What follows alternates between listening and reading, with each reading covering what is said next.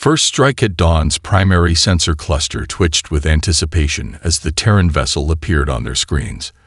The massive cargo hauler drifted through the void like a fat, defenseless mercrat, completely unaware of the predators sliding through space around it. Or so they thought. Confirm scan readings.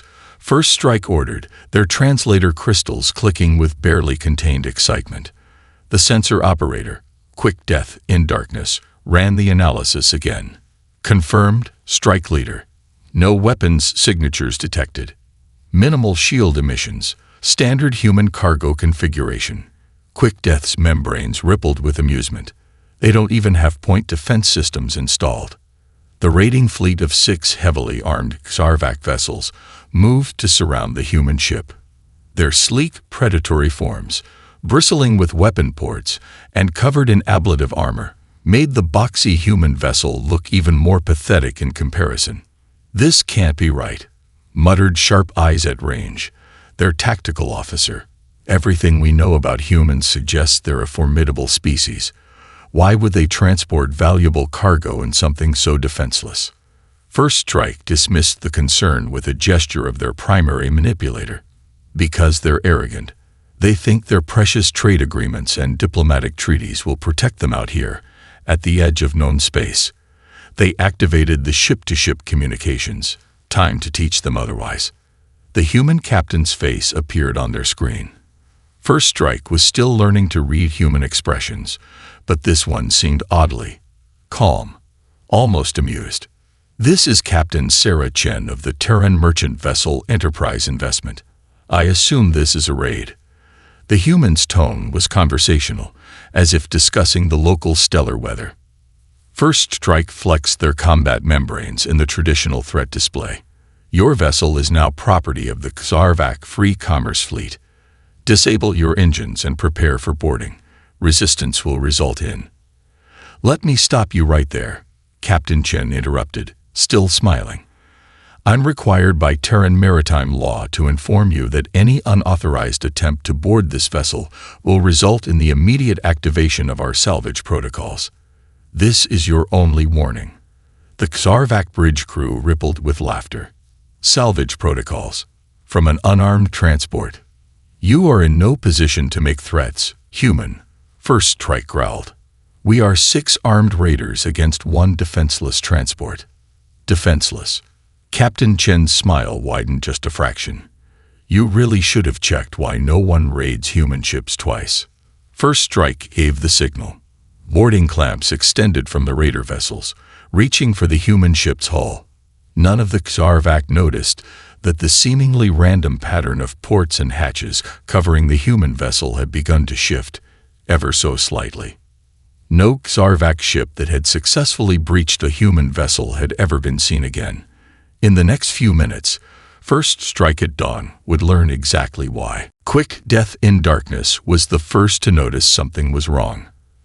The sensor operator's membranes quivered as they studied their readings, trying to make sense of the data streaming across their screens. "Strike Leader," they called out, their translator crystals vibrating with uncertainty. "The internal structure of the human vessel. It's shifting." First Strike at Dawn barely acknowledged the report, focused on supervising the boarding operation. "Shifting how?" "It's reorganizing itself. The bulkheads are moving, corridors are sealing and unsealing, and there's an enormous power spike coming from." Quick Death's report cut off in a horrified gasp. "By the void, look at the hull." The supposedly solid metal surface of the human cargo ship was transforming. What they had assumed were random access ports and maintenance hatches were opening, not in the clumsy way of mechanical doors, but with the fluid grace of a living thing awakening. The entire surface of the vessel rippled like the skin of a predator flexing before a strike. "Boarding teams, report." First Strike barked into the comm. The responses came back garbled, confused. "The corridors. They're wrong. We can't find our way to the cargo holds. Something's moving in the walls." Captain Chen's face appeared on their screens again. The human smile had taken on a predatory quality that made First Strike's combat membranes contract involuntarily. "Salvage protocols activated. she announced cheerfully. "Thank you for your donation to the human merchant fleet.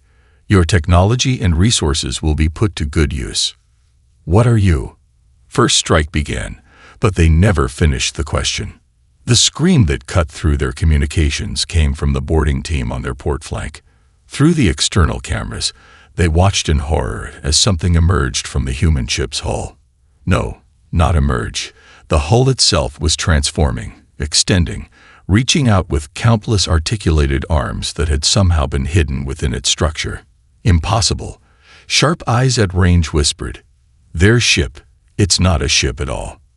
They watched as the nearest raider vessel was enveloped by a swarm of what looked like maintenance drones, but moved with the coordinated precision of a single organism. The drones weren't attacking the ship. They were taking it apart, piece by piece, with terrifying efficiency.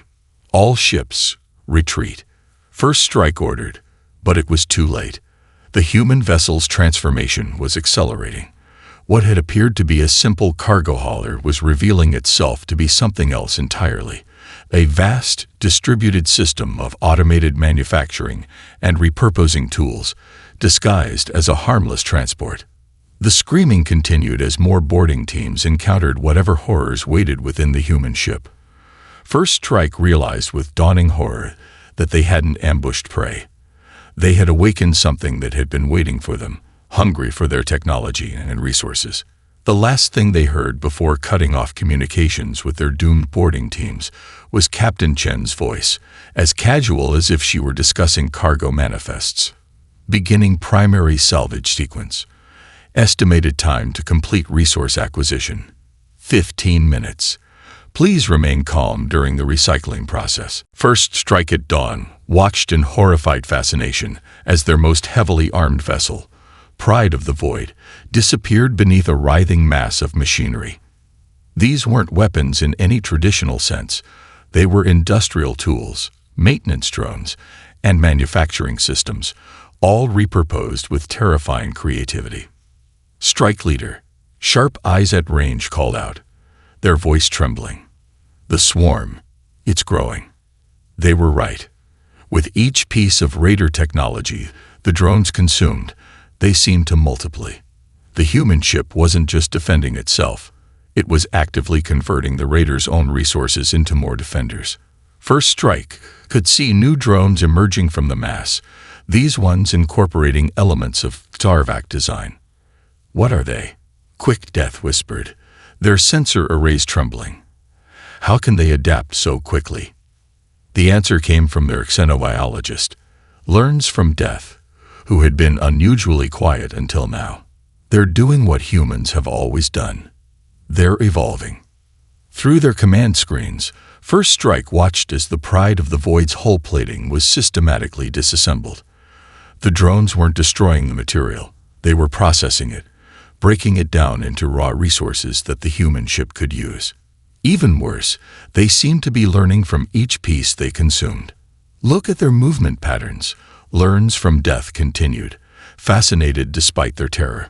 "The new drones are incorporating our armor configurations, our power distribution systems. They're not just consuming our technology. They're understanding it, improving upon it." A transmission cut through their horror. Captain Chen again, but this time she wasn't speaking to them.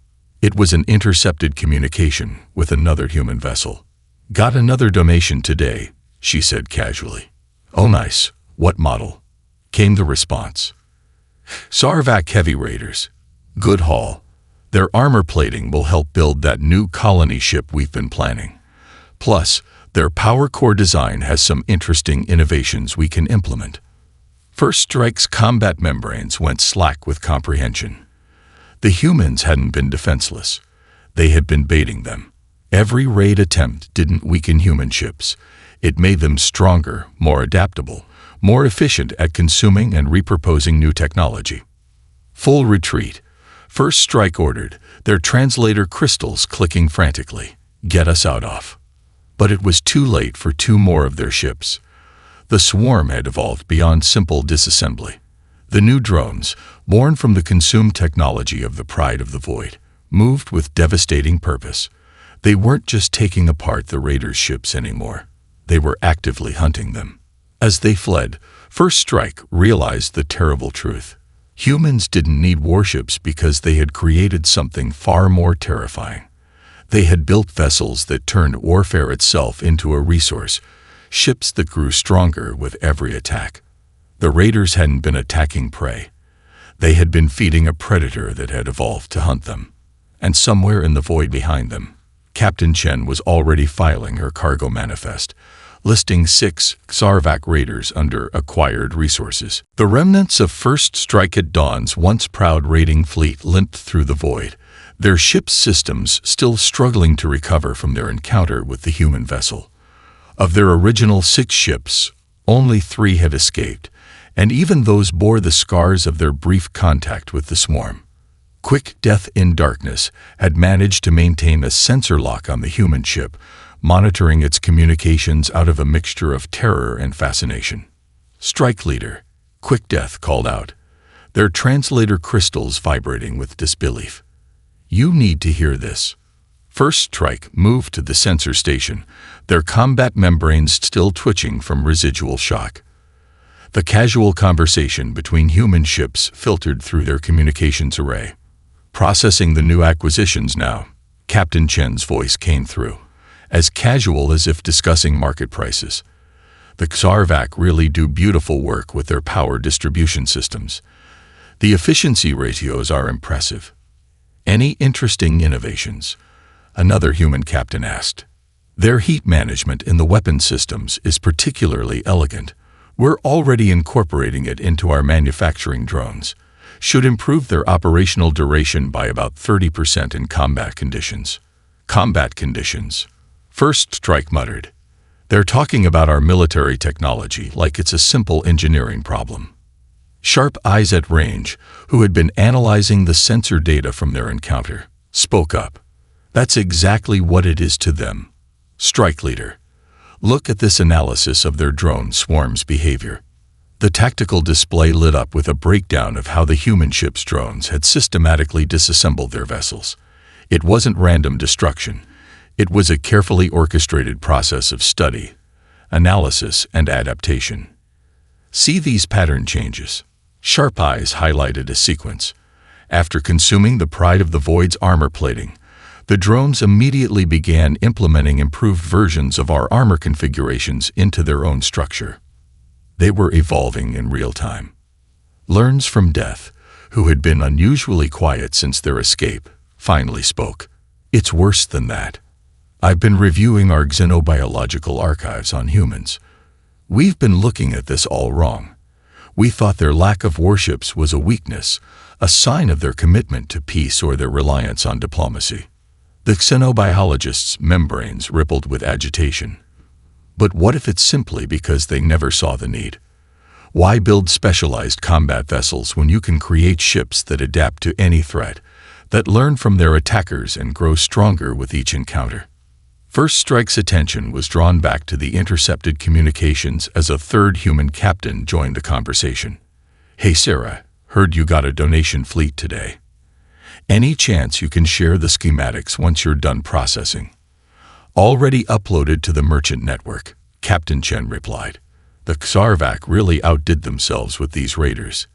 Their stealth system integration is fascinating. We could adapt it for improved cargo handling in asteroid fields. Merchant network. Quick Death's translator crystals clicked in confusion. They're sharing our military technology across their entire commercial fleet. Because to them, there is no military technology. Learns from Death explained, their realization tinged with horror. Everything is just technology. Tools that can be repurposed, adapted, improved. They don't build warships because they don't see ships as having fixed purposes. First Strike watched as the sensor displays showed the human vessel beginning to change shape again, its structure incorporating elements clearly inspired by Sarvac design. But it wasn't becoming more militant. If anything, it looked more efficient, more adaptable. Their entire approach to space travel is based on adaptation and evolution. Learns from Death continued. Each ship is a self-contained industrial system, capable of learning from and incorporating any technology it encounters. They don't need weapons because their entire vessel is a weapon, or a tool, or a factory, or whatever else they need it to be. The implications hit first strike like a gravitational wave. Every raid on a human ship didn't just risk failure, it actively made their entire fleet stronger. Each attack provided them with new resources, new technologies, new adaptations to incorporate and share across their network. Send word to the Xarvac Council. First Strike ordered, their combat membranes fully retracted in submission. The raids on human shipping must stop, not for our safety, but for our survival. As if to underscore their point, Captain Chen's voice came through one final time. Hey, has anyone else noticed how the Xarvac raids have been improving our fleet efficiency? Their last 3 attempts have given us some really innovative solutions for energy management.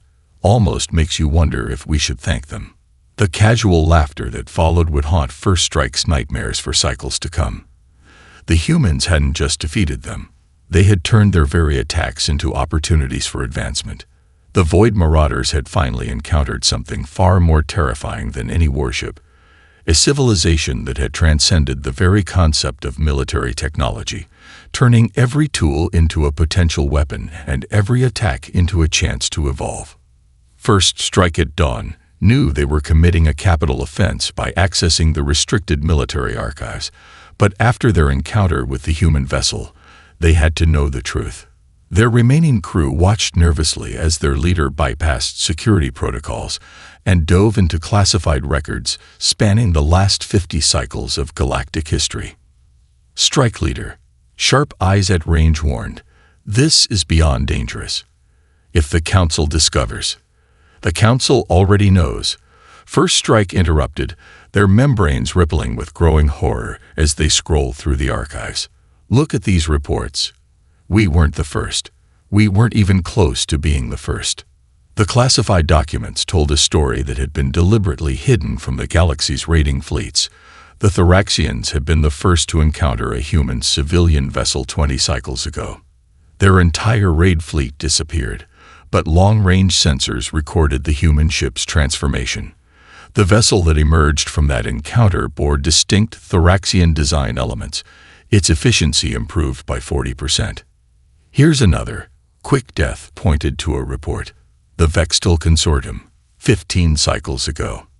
They sent their most advanced stealth raiders against a human mining operation. First Strike's combat membranes contracted as they read the outcome. The human ships had not only detected the stealth raiders, but had somehow adapted their cloaking technology in real time. By the end of the encounter, the mining vessels had developed countermeasures that made Vextal stealth systems obsolete. Learns from death, analyzing the biological data, made a disturbing connection. It's not just about technology. Look at these adaptation patterns. The human ships, they're behaving like a biological system.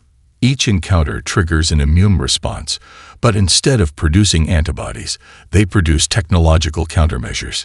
The archives revealed case after case. The Zirkel attempted to disable a human colony ship with electromagnetic weapons. The next human vessel they encountered had already developed shields that could absorb and redirect electromagnetic attacks. The Marachi tried to use quantum disruption fields. Subsequent human ships incorporated quantum stabilization technology that exceeded anything the Marachi had developed. This is why the Council banned raids on human shipping. Sharp Eyes realized, not to protect us, but to stop us from making them stronger.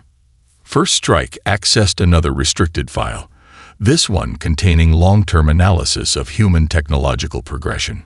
The graph showed an exponential curve, but with sharp spikes of advancement that corresponded perfectly with each attempted raid on their shipping.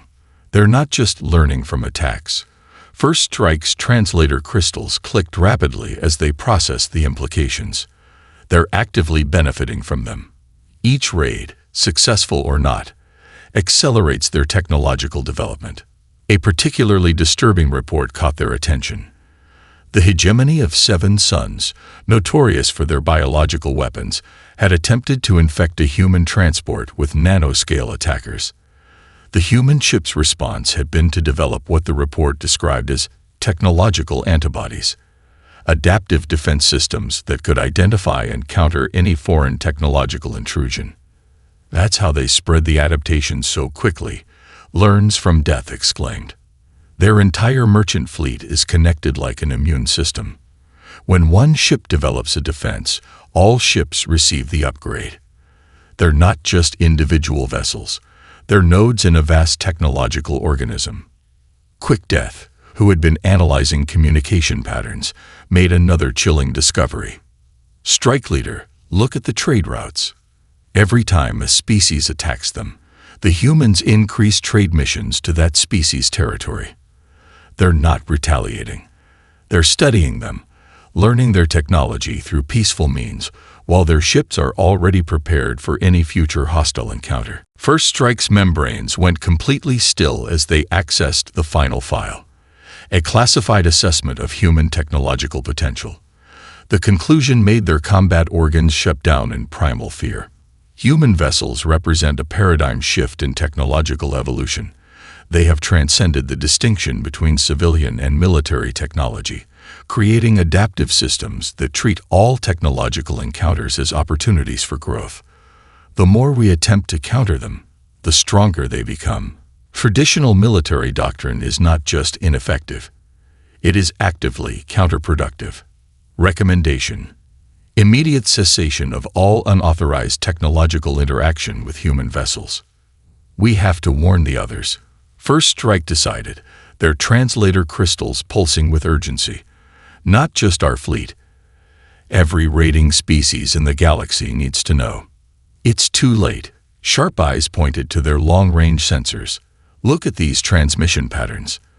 The human merchant fleet. They're expanding their trade routes, and they're using designs clearly adapted from our own ships. First Strike watched the sensor displays in growing dread. Their failed raid hadn't just cost them 3 ships. It had given the humans new tools, new technologies, and new ways to evolve. And somewhere out there, Captain Chen was probably already teaching other human ships how to turn Sarvac military technology into better cargo handling systems. First Strike at dawn stood before the assembled leaders of the galaxy's major raiding fleets, their combat membranes fully extended in a gesture of extreme urgency. The emergency gathering, held in the notorious Shadow Market Station at the edge of claimed space, represented the first time in recorded history that competing raider factions had agreed to meet peacefully. "You expect us to believe," growled High Admiral Krithak of the Crimson Spiral Fleet, "that human vessels are some kind of technological predators, that they consume our weapons and grow stronger. I expect you to survive." First Strike responded, activating the holographic display they had compiled from their restricted archive access. "Watch, learn, or doom your fleets to becoming nothing more than raw materials for human expansion."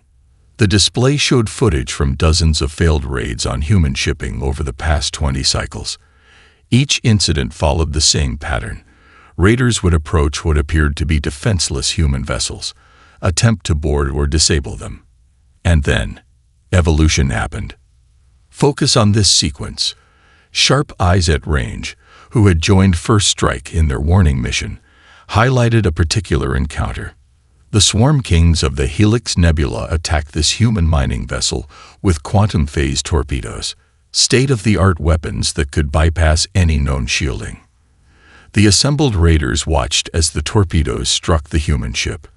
But instead of destroying it, the vessel's structure began to adapt, its surface rippling as maintenance drones swarmed to study and counteract the attack.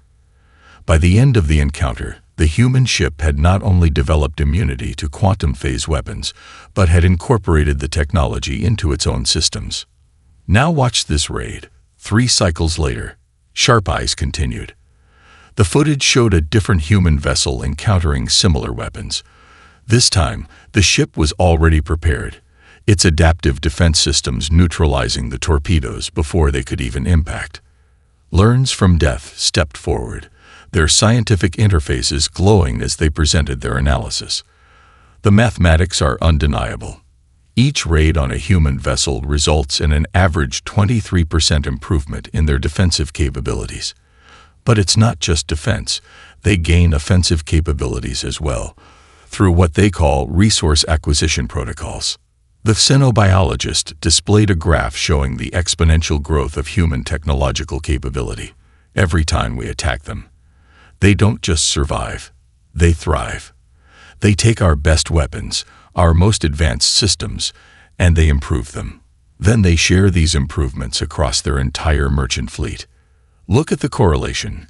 Quick Death added, highlighting specific data points. Major raids on human shipping are followed by significant expansions in their trade routes. They're not just defending themselves. They're using our attacks to fuel their expansion. A raider chief from the Void Serpent Collective raised their war tentacles in objection. Then we strike them with overwhelming force. Gather all our fleets, hit them with everything. That would be suicide. First Strike interrupted, their translator crystals pulsing with intensity. Let me show you the projections. The holographic display shifted to show a simulation. In it, a massive raid fleet engaged a small group of human ships. The results were catastrophic, not for the humans, but for the raiders. Each destroyed raider vessel added to the humans' technological resource pool. Each new weapon used against them became a tool for their evolution. The more we throw at them, the stronger they become, First Strike explained. Think of it like trying to poison a creature that converts toxins into nutrients. Every attempt to destroy them only feeds their growth. The simulation continued, showing how a hypothetical all-out assault would result in human ships that incorporated and improved upon every piece of military technology the raiders possessed. We wouldn't just lose our ships, Sharp Eyes noted grimly. We would be giving them everything we know about warfare, everything we've developed over centuries of combat evolution. But surely they have weaknesses, another raider chief protested. All species have vulnerabilities. That's what we thought. Learns from Death responded. But their greatest strength isn't their technology, it's their adaptability. They don't think like we do. To them, every piece of technology is a tool that can be repurposed. Every attack is a chance to learn and grow stronger. First Strike raised all four of their primary appendages in a gesture of ultimate warning. The humans don't need weapons because they've transcended the very concept of weapons. They've created ships that turn warfare itself into a resource. The more we fight them, the more we become raw material for their evolution. The assembled raiders fell into a tense silence as they processed the implications. They had built their societies around the idea that military might could take whatever it wanted. But how do you raid a species that treats attacks as donations?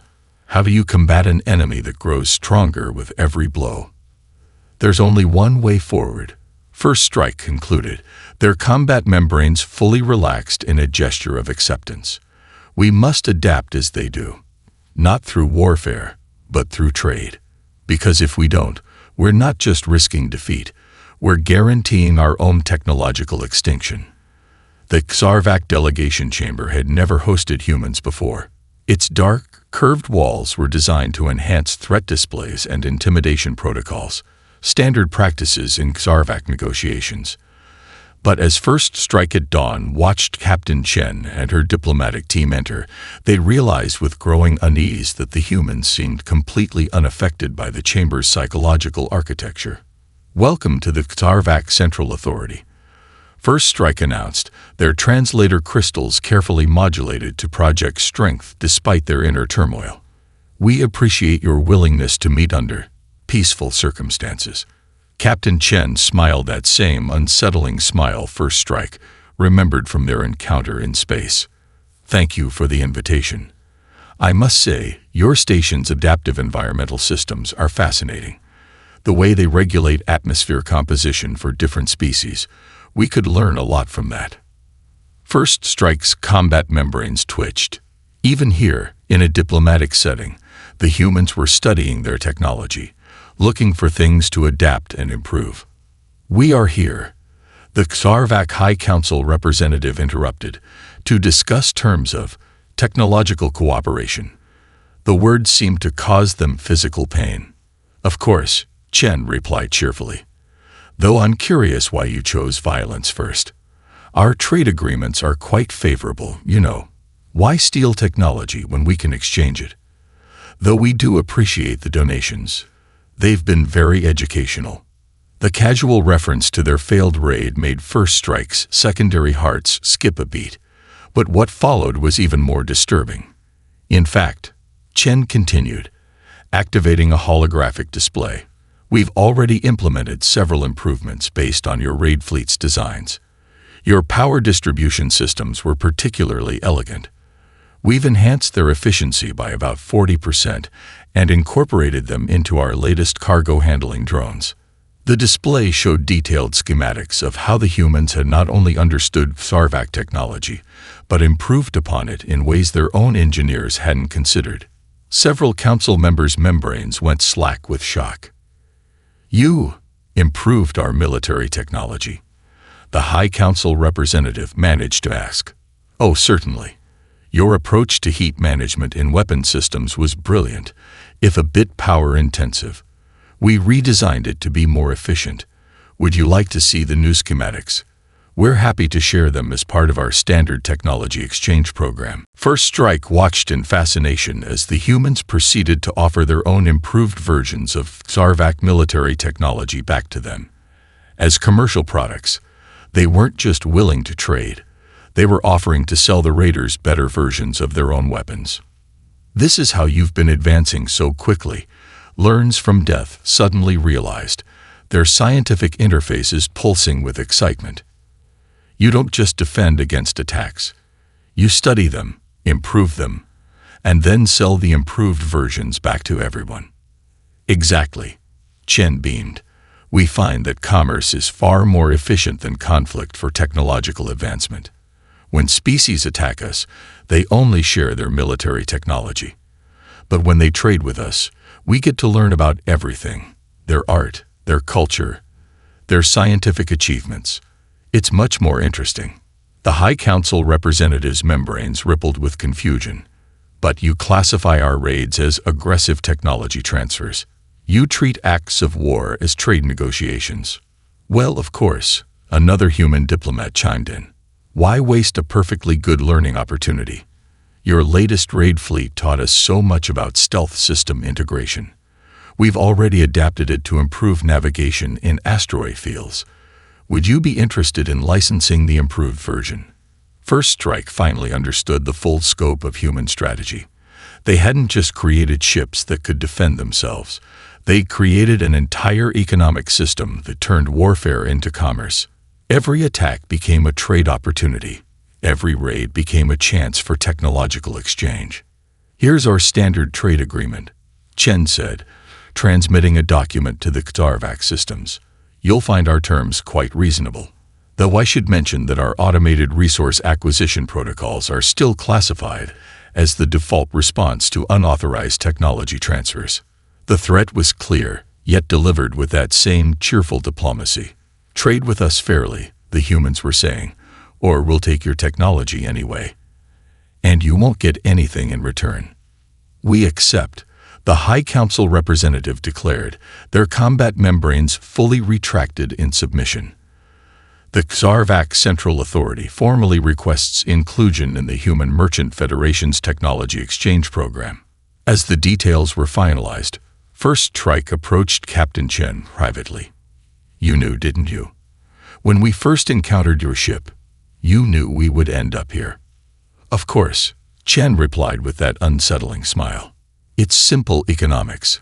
Why fight when you can trade? Why destroy potential partners when you can help them improve? Besides," she added, examining the station's architecture with obvious interest, "your raid taught us so much about Sarvac technology that it only seemed fair to offer you something in return." First Strike watched as the human delegation departed, their combat membranes rippling with a new kind of fear. The humans hadn't just outsmarted them in battle. They'd turned warfare itself into just another form of commerce. And somehow, that was far more terrifying than any weapon could ever be. One full cycle had passed since the historic trade agreement between the Xarvak and the Human Merchant Federation. First Strike at dawn stood at the observation deck of their newly redesigned command vessel, watching as their former raid fleet, now converted into a legitimate merchant marine, docked at the massive human trading station. The changes were more than superficial. Their ships still bore the distinctive predatory silhouettes of Xarvak design, but they'd been enhanced with human adaptive technology. Each vessel now carried its own small complement of maintenance drones, though nowhere near as advanced as the swarms human ships commanded. Still unsettling, isn't it? Sharp Eyes at Range asked, joining First Strike at the viewport, watching their ships transform. Below them, a human vessel was reconfiguring itself, its hull flowing like liquid metal as it adapted to better interface with the Xarvak docking systems. The station itself seemed to respond, its connection ports shifting to create a perfect seal. They've changed us more than we've changed them. First Strike observed, their combat membranes rippling with a mixture of awe and residual fear. And they did it without firing a single shot. Learns from Death, who had become the fleet's chief technological advisor, approached with their latest analysis. The integration of human adaptive systems has increased our fleet's efficiency by 300%. Their suggestions for improving our power distribution have revolutionized our entire approach to ship design. And what have they gained from us in return? First Strike asked, though they already knew the answer. Everything, Quick Death answered, joining the group. They study every piece of technology we trade with them. Every innovation we develop becomes part of their evolutionary database. But here's the strange part. They're completely open about it. They share their findings, their improvements, even their failures. First Strike watched as another human vessel docked nearby. This one bore clear influences from half a dozen species designs, its hull a seamless integration of various technological approaches. Yet it wasn't a warship. It was a simple cargo hauler, more efficient and adaptable than any purely military vessel could ever be. I've been studying their historical records, Learns from Death said, their scientific interfaces pulsing with excitement. Did you know that early human vessels were actually heavily armed? They had dedicated military ships, weapon platforms, the works, but they abandoned that approach centuries ago. Why? Sharp Eyes asked. Because they realized something that took the rest of us too long to understand. Specialization is inefficient. A ship that can only fight is useless most of the time.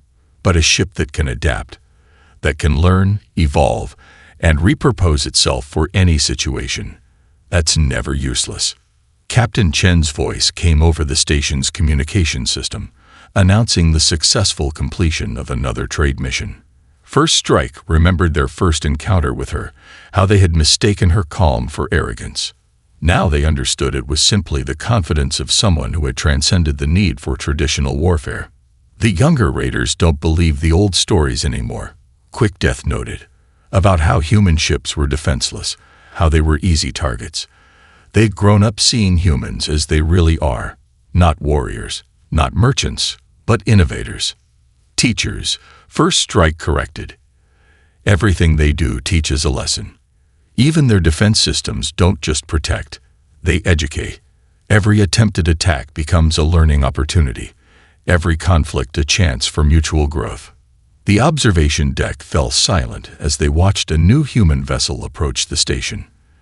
This one was enormous, clearly designed for deep space exploration.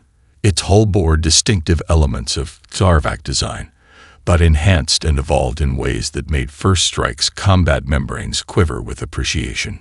That's why they don't need weapons. First Strike finally understood. Their entire civilization is built around adaptation and growth. We saw their ships as defenseless because we were looking for weapons. We should have been looking for something far more powerful, the ability to turn everything, even attacks, into opportunities for evolution.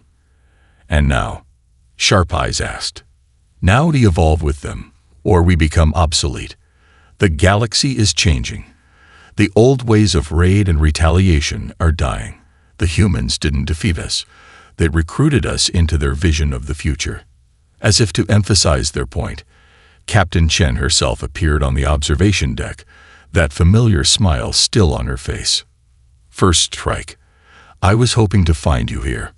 We've just finished analyzing the improvements you suggested for our cargo handling systems. Brilliant work.